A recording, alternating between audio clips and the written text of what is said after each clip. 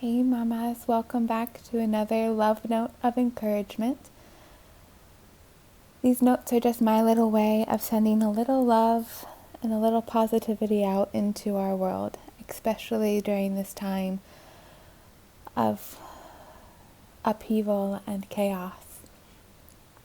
And during this time when it's difficult for us to remember that, and that sometimes the most courageous thing that we can do is just share a little love and to remember to connect back together, all of us, into our common humanity. Today we are at the end of our day here. 7 p.m. is kind of the end of the day, winding down, and so I just wanted to share a quick reflection that I had today. In the coach program that I am a part of, we're very honored to have guest speakers come on what we call luminaries, and these are people who are living their hero's journey. They are out in the world making a difference, boots on the ground today. And last week, our luminary was former Navy SEAL Commander Mark Devine. Absolutely fascinating man. He was an accountant working in New York. Then he did 4 years of an intensive Zen Buddhist training.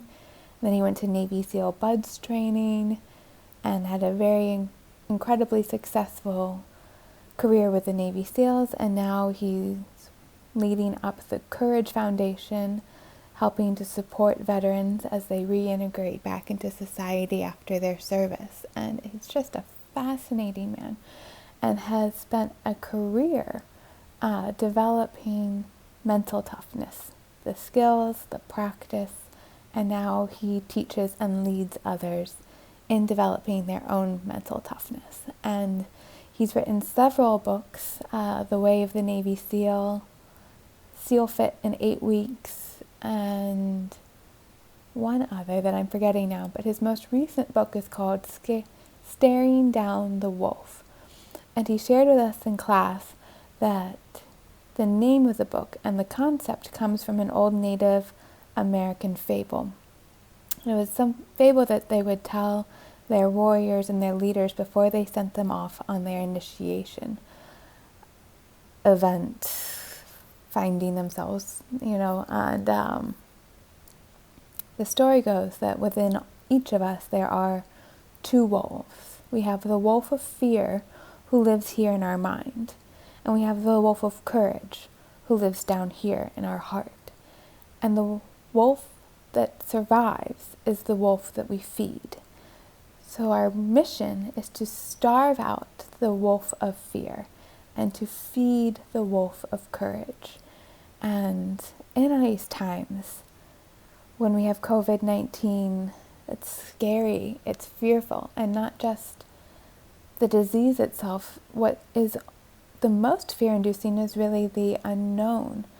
We don't know exactly how it spreads. We're learning more about it as it progresses and we get more data in, but there's still so many unknown components of what it looks like, how it spreads, what do we do to prevent it, how do we do this that has people leading and making decisions out of fear, abject fear. And there's this moment, with the toilet paper, that you can't buy toilet paper because people were stockpiling on that. And just what leads people to make decisions like that, to stockpile and to hoard and to put themselves first over the betterment of others. What are the decisions? Where do those decisions come from? And it's not because they're bad people. It's because fear is leading them. And fear is within all of us. We all have that. But it's a conscious decision that we get to make over and over and over again. Whether we're going to feed the wolf of fear or if we're going to feed the wolf of courage, and to make a different decision. To maybe step back and think, we do need this, but do I need 20 of this? Do I need 2 of this? And the conscious decision to say,